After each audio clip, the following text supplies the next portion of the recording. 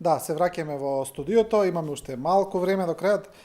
Василевска, доста имаше прашина се дигна во јавноста, вие сте едно од оние кои напишате рецензии за филмот Кога денот немаше име, прилично остра рецензија. Видовме дека авторката повторно доби пари од државата за нов филм. Влага ли тоа повторно во оваа шема што ја зборуваме за исти луѓе кои добиваат пари за филмови кои немаат некој голем успех? Па тоа не би знала јас да ви одговорам на тоа прашање. Значи, тоа што јас напишав рецензија беше повеќе една моја провокација, значи професионална. Тоа не е ништо ново, јас сум го правила тоа и во минатото, значи дали сум правила и афирмативни и критички текстови врз филмовите и сметам дека тоа да се работат рецензии и критики е еден од начините да оди филмот напред. Сметам дека колку повеќе се пишува за филмот, затоа што филмската критика е дел и сегмент од една кинематографија. Че не може да оди тоа изолирано, не може да... Ако има филмови, ќе има и рецензии и осврти, некои од нив ќе бидат добри, некои ќе бидат лоши. Во овој случај таа беше остра, затоа што, како што и веќе напишав, значи мојата провокација беше заради повеќе кратната манипулација која таму е, нели, согледлива. И затоа што тука исто така потоа излегува уште серија текстови каде што се поклопуваат некои нешта кои изгледаат малце чудно и дали тоа може да се нафрли тоа прашање, дали е дел од целој концепт на таа некаква пропаганда која е правена преку филмот како еден многу силен медиум, не знам и не би сакала сега да навлегуваме во тоа.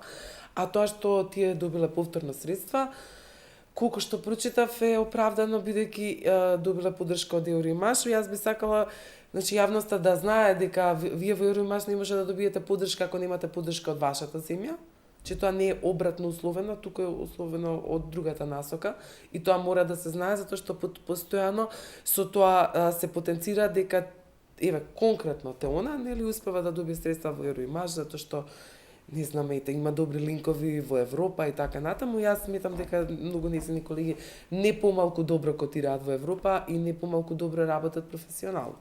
Каков ќе биде овој филм и што од овој пред ќе искачи, ќе остане да видиме. Јас се надевам дека можеби критиката ќе помогне да се обрне повеќе внимание, па можеби ќе видиме и подобар филм. Да, добро. Господине Тозија, имаме ли сега од кога ја направивме оваа отприлика анализа, од кога видовте какви се состојбите и за овие прилично драматични бројки кои што не ги кажавте, не изненадија сите. Имаме ли некаков план, барем за нов начин на работа на Агенцијата за филм? Значи, да знаеме во иднина кој ги добива парите, дали се тоа на вистина реални филмски работници кои ајде малце и оптимизам, да. ајде и малце и оптимизам. На крај, значи, мислам дека имаме една генерација која ни доаѓа, која ќе ни даде добри филмови, ќе ни испорача добри филмови, кои ќе не направи повторно горди ако цело време го зборуваме пред доштот. Тоа се Дарјан, Вардан, Ѓорче. Морам да кажам дека пред неколку дена бев на Солунскиот филмски фестивал, каде Ѓорче Старовицки имаше својата оваква премиера. Прекрасно чувство. 4 проекции, полни сали, луѓето си купуваа карти, воголем нормални граѓани на Солун, грци, воодушевени од филмот и тоа е тоа чувство незаменливо кое ве прави горд. Уште еден состанок таму се случи кај што го печирав филмот на Дина Дума, Саутис Cinema Network и додели средства за развој, максимален износ. Еве тие се и уште други сега, воглавном тие две генерации, тие се иднината на македонскиот филм. Она што македонската филмска, она што Агенцијата за филм на Република Македонија ќе го прави да нема клиентелисти, да нема јавување по телефон, да нема луѓе кои се како предплатени, дојди, донеси, пријави и доби.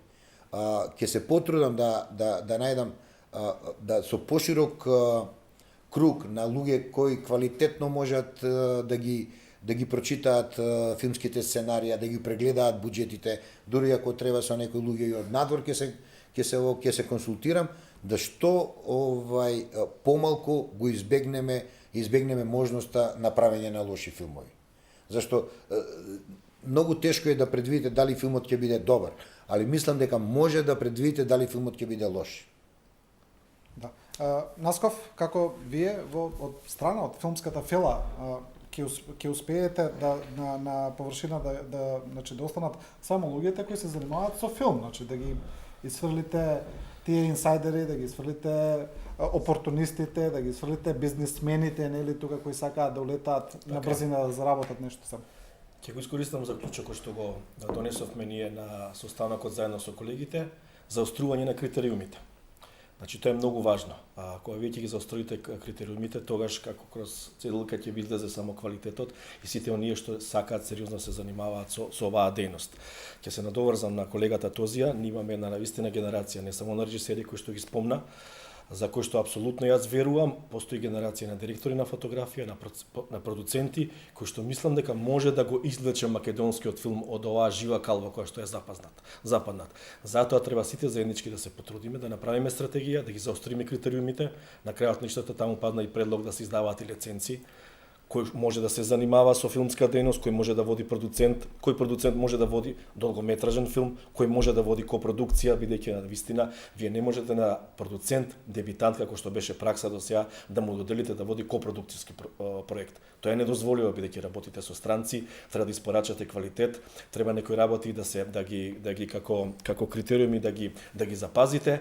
Така да јас апелирам до агенцијата и до она што се договоривме како заклучок заедно со моите колеги да се заострат критериумите, поготово во новите измени на законот, тие ќе бидат вметнати сигурно, а понатаму верувам дека колегите ќе се занимаваат со оваа дејност сериозно, запазувајќи ги тие критериуми.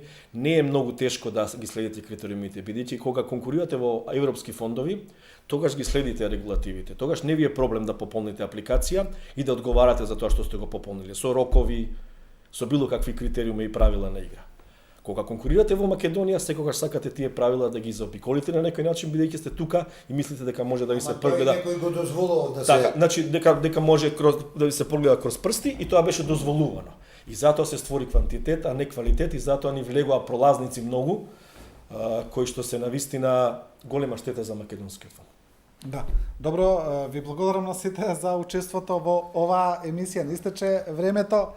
Вие, почитувани гледачи, следевте уште една анализија на телевизија 24 посветена на случувањата во кинематографската дејност во Македонија. Останете со програмата на телевизија 24. Ви благодариме на вниманието и довербата.